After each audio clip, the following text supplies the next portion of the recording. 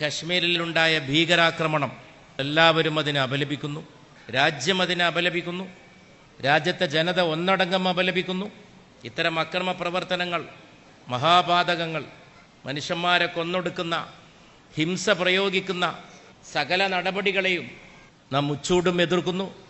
ഇത്തരം പ്രവർത്തനങ്ങളിലൂടെ ഇന്ത്യ എന്ന മഹാരാജ്യത്തെ ക്ഷീണിപ്പിക്കാമെന്നോ, ഇന്ത്യയുടെ ഐക്യം തകർക്കാമെന്നോ, ഇന്ത്യയെ ദുർബലപ്പെടുത്താമെന്നോ വല്ലവരും വിചാരിക്കുന്നുവെങ്കിൽ അവർ അറിഞ്ഞുകൊള്ളട്ടെ, ഇത്തരം അക്രമങ്ങളെയും വിധ്വംസക പ്രവർത്തനങ്ങളെയും ശക്തമായി നേരിട്ട പാരമ്പര്യമാണ് ഇന്ത്യ രാജ്യത്തിൻ്റെ പാരമ്പര്യം. ഒറ്റക്കെട്ടായി ഇന്ത്യൻ ജനത ഇത്തരം അക്രമ പ്രവർത്തനങ്ങളെ ചെറുത്തു തോൽപ്പിക്കും.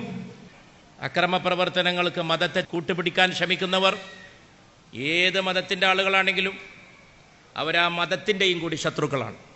മനുഷ്യൻ്റെ ചോര ചിന്തുന്നവരൊക്കെ ദൈവത്തിൻ്റെ ശത്രുക്കളാണ്, മാനവരാശിയുടെ ശത്രുക്കളാണ്. വളരെ ക്രൂരമായ, ഹീനമായ പ്രവർത്തനമാണ് നടന്നിട്ടുള്ളത്. അതിൻ്റെ ഓരോ സംഭവങ്ങളും വളരെ വളരെ അപലപനീയമായിട്ടുള്ള സംഭവങ്ങളാണ്. നിരപരാധികളായ മനുഷ്യരെ കൊന്നിട്ട് എന്താണ് നേടാൻ പോകുന്നത് എന്ന് അവരൊക്കെ 1000 വട്ടം ആലോചിക്കട്ടെ. മതം ശാന്തിയാണ്, സമാധാനമാണ്.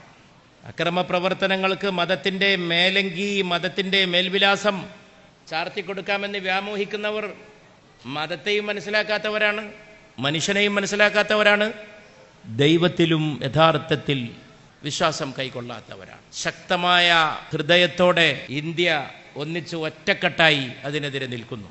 ശക്തമായ നടപടികൾ കേന്ദ്ര ഗവൺമെൻറ്റും അവിടുത്തെ സംസ്ഥാന ഗവൺമെൻറ്റും എടുക്കുന്നുണ്ട്, എടുക്കണം എന്ന് രാജ്യത്തെ ജനത ഒന്നടങ്കം ആഗ്രഹിക്കുന്നു, ആവശ്യപ്പെടുന്നു.